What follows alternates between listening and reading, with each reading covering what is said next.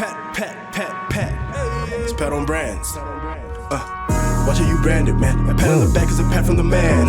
Better be branded, man. A pat from the pat is a pat on the... Hello, everybody. Welcome to yet another exciting episode of the Pat on Brands podcast with Pat Mahlangu. It's been a while, I know. The last time we spoke, we were getting ourselves ready for the third annual Top 16 Youth-Owned Brands Awards. And boy, it was a banger. I think, in my view, it was the best Yobas yet. But without further ado, we have a very special guest today, Kamini Redhi. It took quite a bit for this thing to happen. We're going back and forth, but I'm glad that finally it's happening. And, you know, always bring out the big guns in the industry to come share with us, you know, what it takes to build and grow brands, you know, using various forms of communication. And yeah, without further ado, Kamini, welcome to the Pat on Brands podcast. Thank you. It has been a while. I think you were in touch with us several weeks ago. Absolutely. You know, but all in good time, as they say. I guess this is the perfect moment that we are having this conversation. Wouldn't have had it any other day, right? Absolutely. The stars aligned. Absolutely. How are you doing? Yeah, I'm good. Are you busy at Mastercard? Or I'm very busy. Yeah. Looking over Africa now. So this continent is a very big, beautiful place. So amazing. I mean, for those that do not know you, I just learned now that you are a Devonite, you know. Other than that, who's Kamini and how do you find yourself in this world of marketing and communications and brands? I'm Kamini Redhi and I am born and bred Dubs. I actually started my love for marketing when I was still in high school. Wow. So as you shared earlier, yes, I went to Crawford. Okay. And we had career day there. So this is quite a while ago. I don't want to give away my age. But we had the brand manager of Flora from the Unilever brand, the Spreads brand, come talk to us at Crawford about what marketing is and what brand management is. And that was my first actual exposure into what marketing is. And I think I was in grade 11 then. Wow. And I was like, this seems awesome. Like the way she spoke about how you build a brand and building brand love and how you connect with consumers through marketing was something I'd never really been exposed to. So that kicked it off. I mean, I come from a conservative Indian family. So my parents own a shop. My parents own a shop. My brother is a doctor. My sister is an accountant. Like, it doesn't get more stereotypical than that. Yeah. And then I came along and I was like, I want to do marketing. And they were like, what is marketing? Is this our daughter? I did some research. I figured, I looked up what it is and how do you study it. Yeah. And through the stars being aligned, I went to study Bachelor of Business Science at UCT with the marketing honors. Yeah. And I actually think I was the first person of color that actually started in the marketing stream. So I think a lot of people downgrade from AXI to finance. Of course. So I had a lot of people joining in the third year of marketing because they're joining and coming in. I mean, it's an interesting dynamic that you just shared now, because a lot of our guests, you know, you find that they are engineers, they are accountants, you know, but they never actually studied marketing throughout varsity. And marketing is always like, I don't know, an afterthought or something that people stumble upon and say, hey, you know, there's marketing, it looks fun, let's do it. You know, let's drop engineering and all the other boring subject, you know. So in terms of the communications industry, as we know, it's one that is forever evolving. There's new platforms that come about every other day. And, you know, oftentimes, again, there's always this, one could say, a confusion or things or people just not, you know, being able to differentiate between communications and marketing. Is marketing communications? You know, what is your view on that? And it's an interesting dynamic, actually. Yes, I'm vice president of marketing and communications for Mastercard. Yeah. But when we dissect what is marketing and communications, that's when you really understand the comms part. And communications, I'll talk from a Mastercard perspective, but generally speaking, in the tech and banking industry, it works similarly. Yeah. Comms is made up of brand PR, Got you. of corporate communications, and of internal communications. That is Sure. all sitting in the comms space. So, I mean, my history is FMCG before Mastercard. So, Unilever, Coca-Cola, Estee Lauder, Nielsen. That's all classical marketing. Yeah. So, the brand PR always sat in the marketing space, and that was always combined with you develop the insight, you build the marketing or brand strategy, and then you deliver the content out to consumers through media channels. Sure. That's all sitting in marketing. But when I moved to Mastercard, this is almost split a little, where we've got marketing and we've got comms. But now you're wearing both hats. I'm wearing both hats. And I actually had a Yeah. mentor, or still have a mentor. And he, when I was taking this role in Mastercard, it was all around, we need to be careful when you're looking after marketing and comms, because you're basically marking your own homework. Sure. Which is a really interesting way to put it, especially Wow. when you're talking about the brand PR aspect of comms. Yes, of course, corporate communications is a whole other pillar of Absolutely. the business lens. Sure. So, I mean, you touched on, obviously, FMCG. You know, oftentimes people will say in marketing, if you want to make it big in this industry, you have to cut your teeth in FMCG. Do you think that notion is true? Look, I think FMCG teaches classical marketing like no one else. I mean, I went to the school of Unilever, and I was there for several years. And I think the way they teach marketing, and that's pure classical brand building brands that you love, brands with purpose, that kind of space. FMCG gives you that exposure and that kind of deep consumer understanding and insight.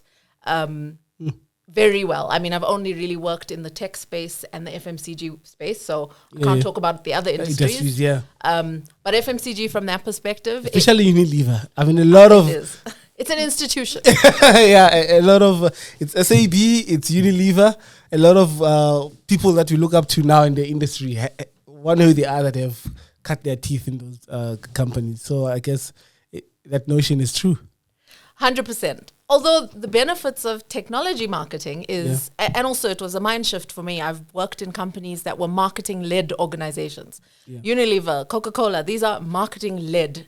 You lead from the front. Moving into Mastercard and moving into the tech space, it's more of a support function. It's more an we don't like to say support. Okay. We're an enabler.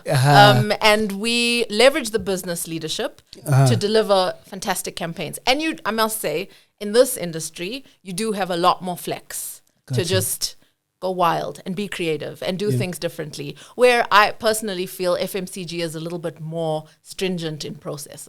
Got you. I mean, your journey at Mastercard is one that's fascinating in a way, because I mean, when I look at your LinkedIn, I mean, in 4 years, four roles, in a way, you've just been on the up and up and up. Yeah, and I mean, I'm a big advocate of Sheryl Sandberg and Lean In, and she talks about your career is not a ladder, it's a jungle gym. Wow. And I think when you look at my career, it maybe looks like a ladder because it's director of Southern Africa to director of Sub-Saharan Africa to vice president of Africa. So it does look like that, but in between all the lovely titles. But I mean, in 4 years, that's like a very short while for someone to grow in that manner. I guess also the organization itself, it's one that's an enabler for growth. Yeah, a catalyst for growth. And I think having leaders that actually support you. I mean, I must say, I joined Mastercard from FMCG as director of marketing and comms, and the comms, as I said, in the Mastercard world, covers corporate communications and internal communications. Two elements I had never done in my career. Like, I've only done brand PR, and I had, I mean, he's still our president now, Mark Elliott, talk to me in the interview and be like, so this is going to be new for you, because obviously you can see it on my CV. I'm a classical marketeer, and just his support, saying this is going to be new for you, but I think it's going to be a great stretch for you, and you've got a strong comms team, but this is going to be a great stretch. Like, you don't really see women being hired on potential and not performance. And Mark Elliott looked at me and was like, I think this will be a great stretch for you, and he took the chance on me as well. And I mean, as Mark has grown in his career, I've been You also grow. following. Yeah. That's amazing, though. I mean, I think it's always a blessing to have a boss or a leader that, creates platforms for you to grow. Unlike, the ones that suppress you, that say, oh, you have to earn your stripes. You have to be here for 10 years before you get a promotion. Yeah, Mastercard in general is not like that. So they're an advocate of hiring millennials, but also you are rewarded based on performance. So you can absolutely navigate your career quite quickly. I mean, I went from director to vice president of Africa within, as you said, 4 years. You can absolutely navigate your career as long as you put in the work and you show them that you want it. Yeah. But how does a day-to-day look like work? Like, except for attending meetings, like... So it's interesting. Yeah. Especially since I lead a team across Africa. So I have marketing and comms members sitting in Morocco, Cote d'Ivoire, Kenya, Nigeria, and South Africa. Different time zones altogether. Different time zones. Like, we have to always look between 10 and 2. That's our peak golden hour because that's where we can fit everyone in. And that's what, during the day? During the day. Oh, yeah. Because we're all across Africa, but it's about a 2-hour max time diff on either side. I think West Africa is 2 hours ahead. I think they're an hour, actually. An hour ahead. Then East Africa is 2 hours behind. And Morocco is probably on the same as Kenya. I'm forgetting now. Sure. Also between 12 and 2. 10 and 2. 10 That's our golden period where we do most of our team meetings, collaborative meetings. But it's a lot of fun, actually. Doing marketing and comms across the continent means I can also look at what are the common human truths that you can build really strong African activities out of. Like, I'm a huge advocate, firstly, of South Africa, but secondly, of Africa as well. And I'm always trying to see what can we build that's homegrown from Africa that we can export.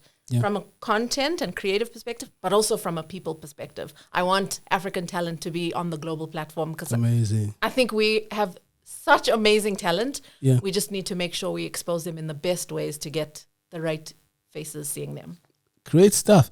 So Mastercard, I just wanted to talk a bit about the brand. I mean, we see it on our cards. Like, what is it that you guys actually do to a layman on the streets who sees the logo on their bank card? Like, is that the only thing that you guys do, or there's other forms of business that you guys conduct? Like, how does it work?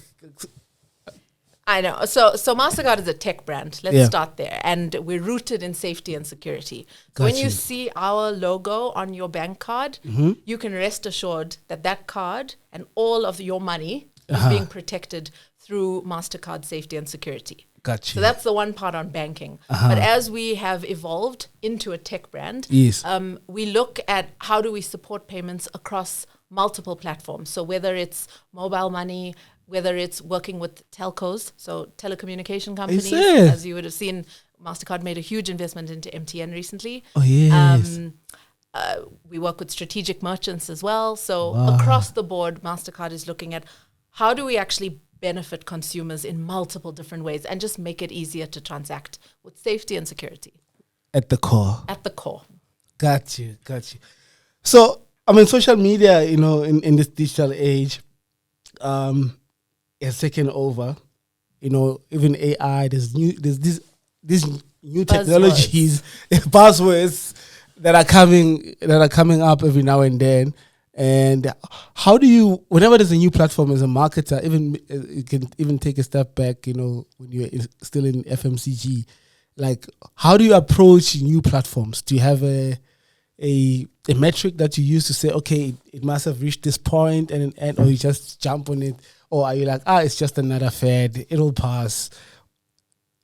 So I think all of these digital tools enable marketeers to do stronger marketing.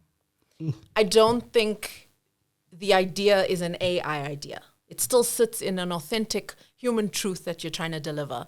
AI or virtual reality or augmented reality, et cetera, is all an enabler to build that story and make it easier.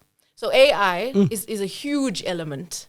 It makes transacting and being closer to your consumers, like chatbots. Those are huge things that allow consumers to now be able to interact with brands 24/7. You don't need Pat to be sitting there at his desk able to communicate with you from 8 to 5. Chatbots allow 24/7, and it allows consumers to have real-time answers. So the human truth is still there on what we need to do, connect with our consumers. But all these different channels allow us to just engage in a different way, quicker sometimes, and more convenient. Sure. So when I look at these things, it's more around, if our goal and our strategy and our vision is this, how are these tools helping us get to our strategy? So so the approach is not AI first. No. It's brand strategy first. Yeah. AI as an enabler to build that strategy. And I think if you think of it like that, it won't be overwhelming. Because otherwise you can get taken over by all these things. And there's a lot of other elements, like dark social is a huge aspect of marketing that's now coming out. This podcast is an element of dark social. Yeah. Facebook groups, WhatsApp groups. People are communicating about your brand where you are not able to track it. Sure. But you need to be able to understand that these are platforms that consumers are engaging with on your brand. So how can you actually be part of that conversation? Wow. Amazing. So, I mean, you've been at Mastercard for 4 years. Any work that you guys embarked on that you're like, you know what, I am proud of this piece of work?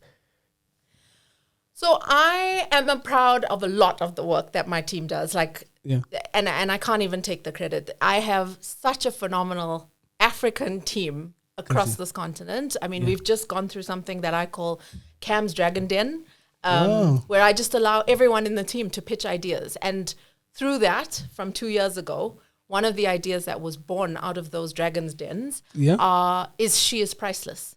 So Priceless is the core creative idea of Mastercard, and it's been with us for 25 years. There's things money can buy, and there's things money can't buy, and that's what makes it priceless. Got you. And we've been on that journey for a while.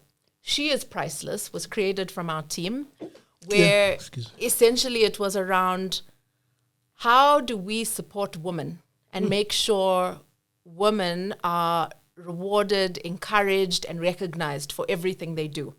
So we started it actually as a marketing idea 2 years ago, and we showcased and demonstrated women in different types of roles across South Africa, and we flighted it in Women's Month, August. Oh, yes. And it was around women in rugby, women in tech, women in nursing, different elements of how women can play these multifaceted roles.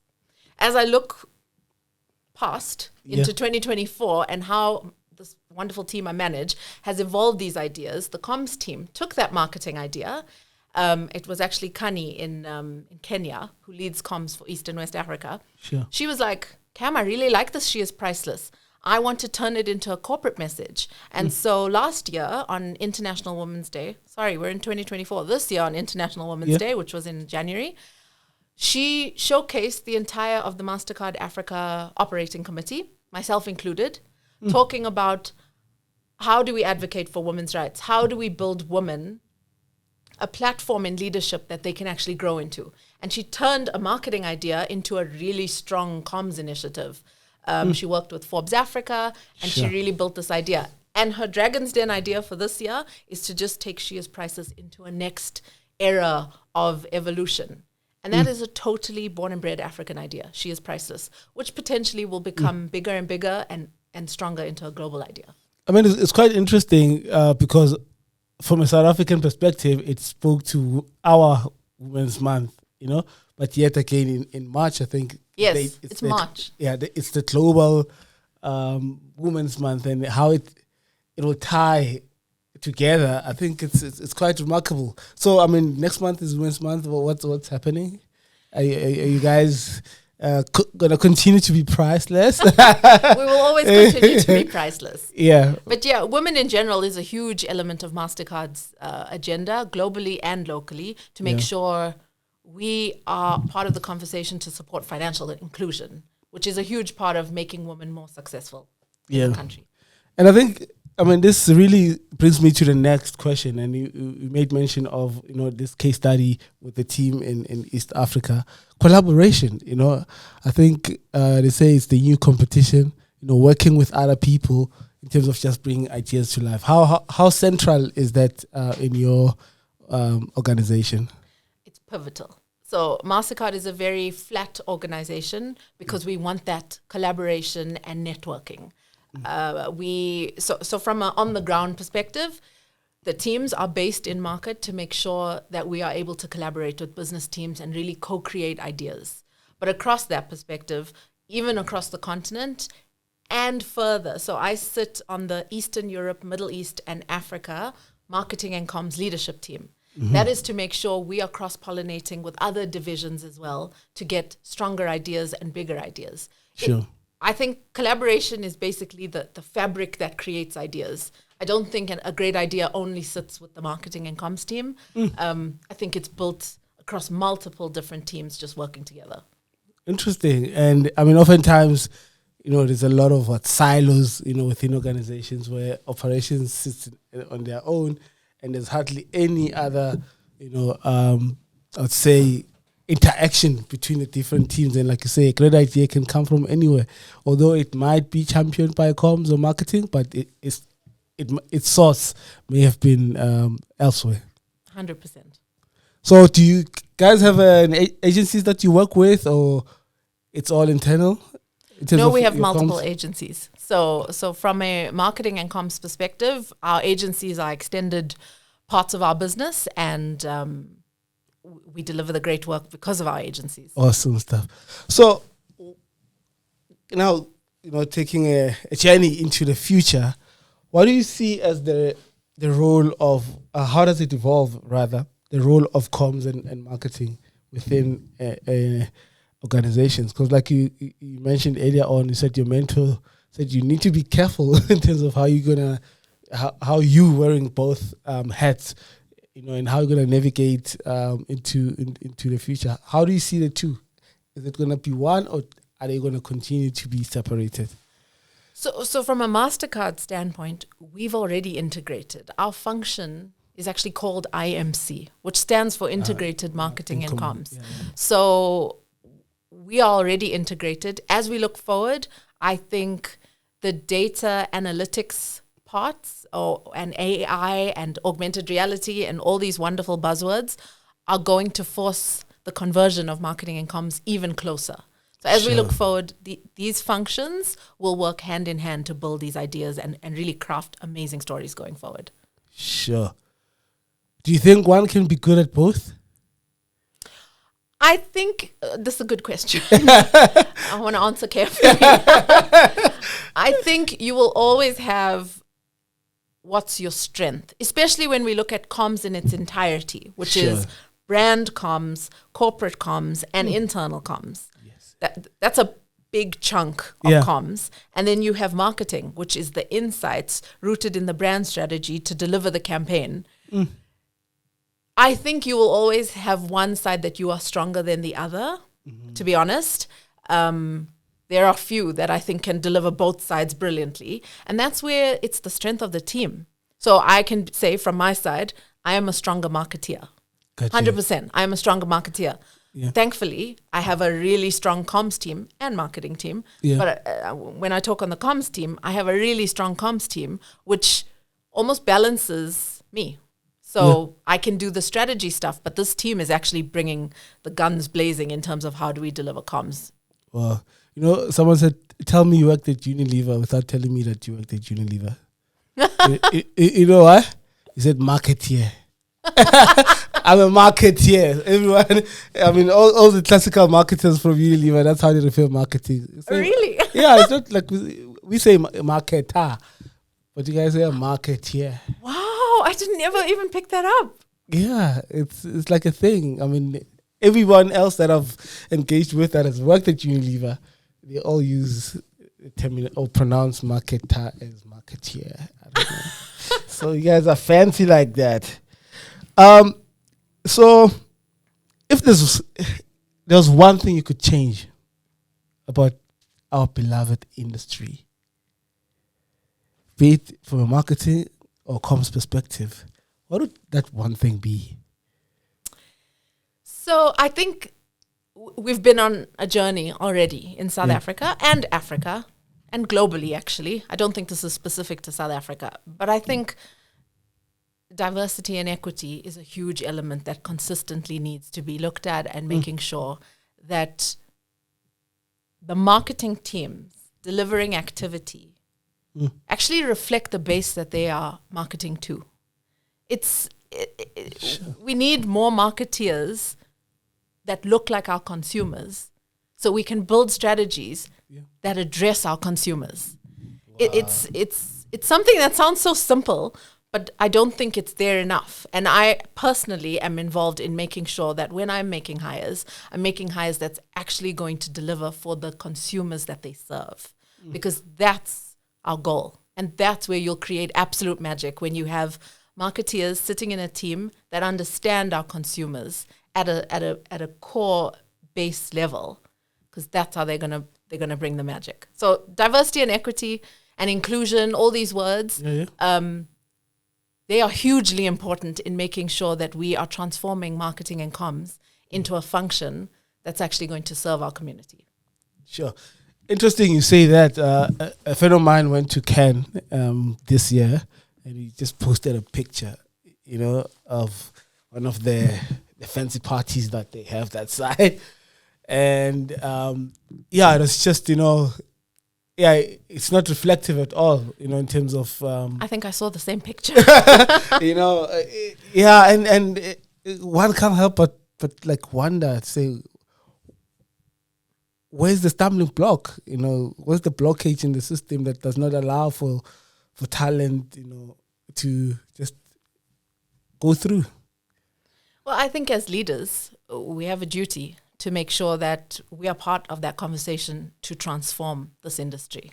So it sits with leaders also, because they're making the hiring decisions, to make sure that we're giving opportunities to more of our South Africans. Let's talk specifically on South Africa.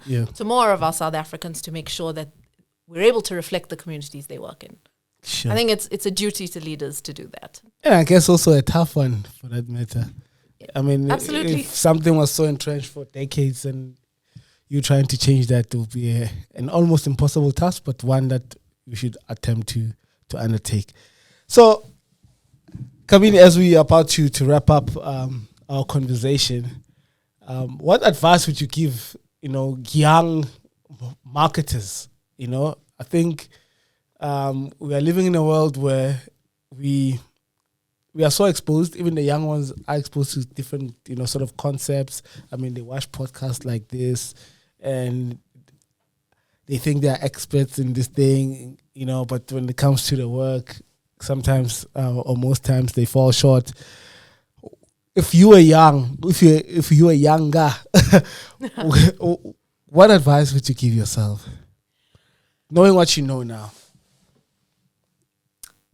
So I learned very early in my career, my first job, around work ethic.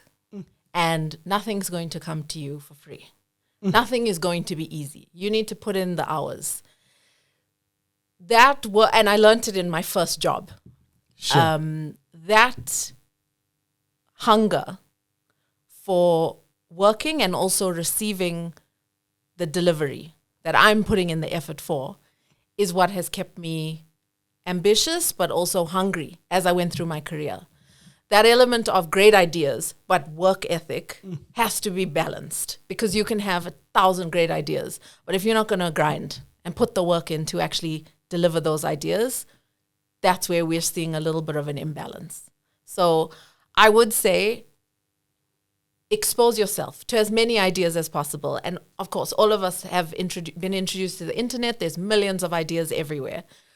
But that balance with actually putting in the work ethic and delivering on the ideas is where that's going to set you up for the future. Work ethic. Put in the work. Don't just talk about it. Put in the work. I think that's a very solid advice, especially, like I said, in an era where, we have access to information, and one can easily plagiarize someone's work and pretend. Chat GPT. Absolutely, Chat GPT it, and before you know it, boom. But it wouldn't be the Pattern Brands podcast if we don't play the Pattern Brands quiz. Let's see how well you know your brand. I heard about this. Let's see how well you know your brands. Are you ready, Kamini? I was born ready. You were born ready. I like that. This one is going to be quite an easy one for you. I don't know, hey? I'm in the way.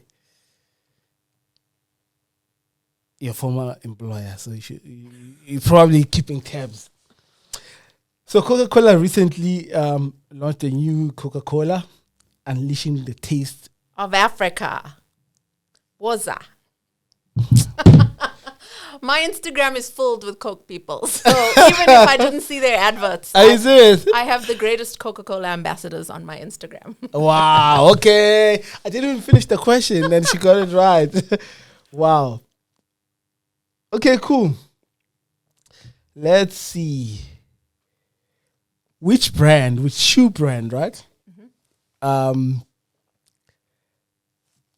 Partnered up with a rapper called MT, South African rapper, and this is also a local sneaker brand. Is it Drip? Is it Batu? Or is it Via? Oh, I think it's Drip, but I'm not sure. Wow, you get a pat. Yeah, you know your brands. No, I think I saw creative on it. That's why, but I was like, I couldn't 100% say it. Cool. It is Drip. Beacon Sweets. Mm-hmm. Which stable do they fall under? Is it Mondelez or Mondelez? Is it Nestle or Tiger Brands? I think it's Tiger Brands. You get a pat. Wow, 3 out of 5. My mentor is the CMO of Tiger Brands. He's also a Devonite. Yes, Zayn. he is. Yes, Zayn. And he was Unilever, Coca-Cola, the banking industry. I kind of followed his footsteps. Wow, what a nice guy. We actually had him last year at our dialogue as a speaker. So very nice guy, very knowledgeable about all things marketing. Okay, this one is going to be obvious.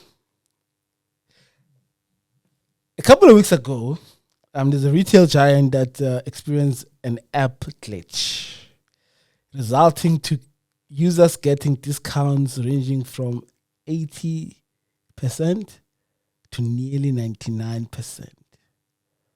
Which retailer was it? Was it Game? Was it Checkers? Was it Macro? Or was it Mr. Price? So I read this article. I just cannot remember the name of the retailer. This is going to be a guess. Mr. Price. Ooh. Was I wrong? You get a slap. It was Macro. Macro. Yeah. So imagine that flat screen TV. Get it for 99% off. I remember now. Yes, it was Macro. Yeah, it was a bit of a boo-boo. Perhaps you guys, since you're all about safety and security, must call them up and say, how can we help you, Macro, to strengthen your security? Okay, last question. Who is the founder of Batu? Is it Tsepo Mohlala, Theo Baloyi, or Lekao Sishwana? No, this is going to be a guess for me. Who is the founder of Batu? Is it Tsepo Mohlala, Theo Baloyi, or Lekao Sishwana? Theo Baloyi. How do you know? He's surname starts with BA.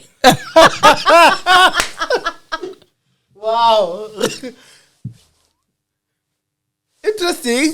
But that's a really good guess. It is Theo Baloyi. But I wouldn't have thought because of Batu. His surname is BA and his name starts with T. Wow. I wouldn't have made that connection, honestly. But 4 out of 5. You did super well. I should have gotten the macro one though. Yeah, I read the that macro. article. Yeah, the macro one really threw you off. But yeah, you did well. I mean, 4 out of 5. You know, you did extremely well. So for those that watched this episode and felt like, you know, I need to connect with Kamini, I want to tap into it. What's the best way in which people can reach you? LinkedIn Uh-huh. is probably the best one. I'm active on LinkedIn and I'm happy to chat. Got you. Okay, you heard it, guys. Please don't DM me and say, please share email address or what. LinkedIn, you find her. Like she said, she's very responsive on that part. Any last words, any parting shot, you know, as we would close our episode today? No, I think it's a great platform that you've created, Pat. Making you. sure we build the marketing community and we engage on this level of marketing. So, Yeah. I mean, the only thing I wanted to share was just around, as marketeers continue, it's less around product value and it's more around aligning with our consumers' value. And that's an important part of how we need to make sure that marketing is staying relevant as we move through and evolve. Sure. Aligning with the needs of our consumers. So we can't just push product anymore. No, they're going to demand. They're going to demand that we are giving them things that align with their values. Wow. Amazing. On that note, ladies and gents, we wrap up our episode. And thank you, Kamini, for making the time. Really, I know you said you've got a young one and you had to leave her and come here and be with us and spend time with us. I really appreciate you taking the time. And hopefully this is the beginning of our, I'd say, professional friendship in the industry. Whenever we have events, we'll gladly send an invite to you, join our panel, and, you know, let's continue to spread the word with as far as marketing is concerned. Awesome. Thank you so much. Yeah, from me, Pat Mahlangu ngithi inagailale. Pat. It's Pat on Brands. Watch how you branded, man. A pat on the back is a pat from the man. Better be branded, man. A pat from the pat is a pat on the